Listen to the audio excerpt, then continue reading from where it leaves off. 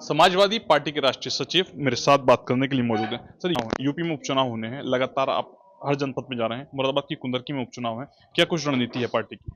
Party की रणनीति क्या है कि जो अति पिछड़ी जाति के लोग हैं, चाहे बड़े हों या छोटे हों, नर हो या नारी हो, बच्चे या बूढ़े हों, जो संविधान में इनको मूलभूत समस्याओं का अधिकार मिले हैं वो सबको मिल सके, इसलिए सबको साथ लेकर समाजवादी पार्टी की जीत कैसे हो और ताकत हमारे हाथ में कैसे आए ताकि सभी का भला हो सके, इसी उद्देश्य के लिए आज इस महर्षि जयंती के शुभ अवसर पर आए हैं। हम उनको भी नमन करते हैं और सभी लोगों को आज के शुभ अवसर पर बधाई देते हैं। लगातार अगर बात करें, भारतीय जनता पार्टी के द्वारा इस सीट पर भी लगातार तैयारी की जा रही है और ये दावा किया गया था कि समाजवादी पार्टी के पूर्व विधायक के द्वारा जो प्रदर्शन किया गया था वो गलत था और कहीं उसके बाद मुकदमा दर्ज हुआ है। क्या कुछ कहेंगे जिस तरीके से मुकदमा दर्ज हुआ?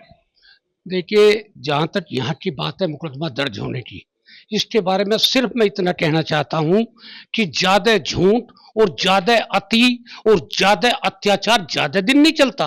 अब जनता समझ चुकी है, सभी वर्ग के लोग जान चुके हैं कि ये भारतीय जनता पार्टी सबसे झूठी पार्टी है, जो धर्म और आस्था के नाम पर उसको बाजारीकरण कर उसको गिरवी रख इनकी भावनाओं को छलने का काम अगर किसी ने किया है तो भारतीय जनता पार्टी ने किया है।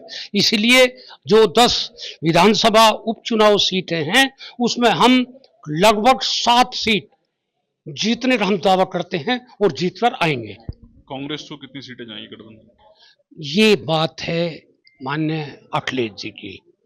अभी आज कुंदरकी में कांग्रेस का सम्मेलन है, जी कांग्रेस का सम्मेलन भी होना है जिसमें जो है कांग्रेस भी लगातार तैयारी कर रही है उपचुनाव को लेकर आपके साथ में, तो क्या कुछ रहेगा? हो सकता है आज वो बात फाइनल हो जाएगी, सबको अधिकार है क्योंकि हमारा गठबंधन है और कांग्रेस और समाजवादी पार्टी और जो है ममता बनर्जी सभी का गठबंधन है। उसमें जो तय होगा, हमारा उद्देश्य है जो गठबंधन का उम्मीदवार जिस विधानसभा पर जहाँ चुनाव हो रहे हैं उपचुनाव, उसको हमें जिताने का काम पीडीए को करना है, इस उद्देश्य के साथ। लगातार खाने के अंदर जो मिलावट की जा रही है, गंदगी मिलाई जा रही है, उस पर प्रदेश सरकार अध्यादेश लेके आने वाली है। नेम प्लेट का भी पूरा प्रकरण है, किस नजरिए से देखते हैं? देखिए, ये मैंने पहले भी कहा पत्रकार बंधु, मैं सबसे पहले तुम्हें धन्यवाद इसलिए देना चाहता हूं कि आपने ऐसा सवाल उठाया।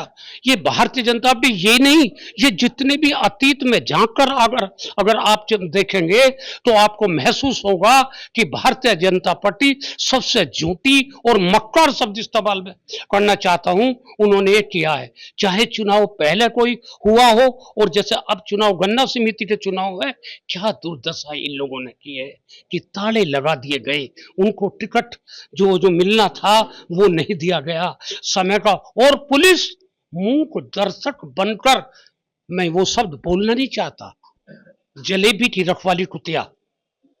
अगर किसी के साथ अन्याय हो तो हम लोग कहां जाते हैं? पुलिस में। हम कहां जाते हैं?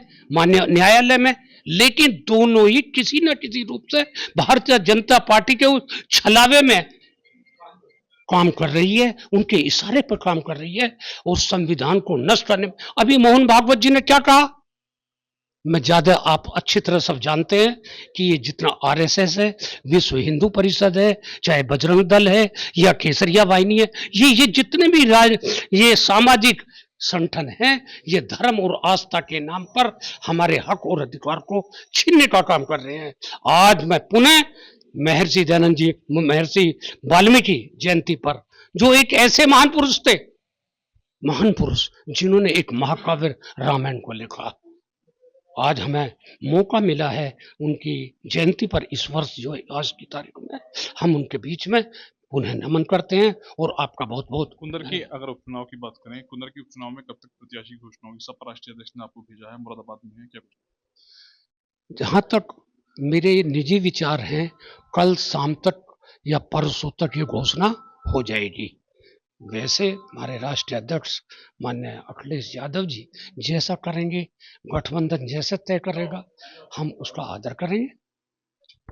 कुंदरकी में होने वाले उपचुनाव को लेकर मेरे द्वारा समाजवादी पार्टी के नेता से बात की गई, जिनके द्वारा कई महत्वपूर्ण बिंदुओं पर जानकारी दी गई है। शारिक सिद्दीकी, TV9 मुरादाबाद।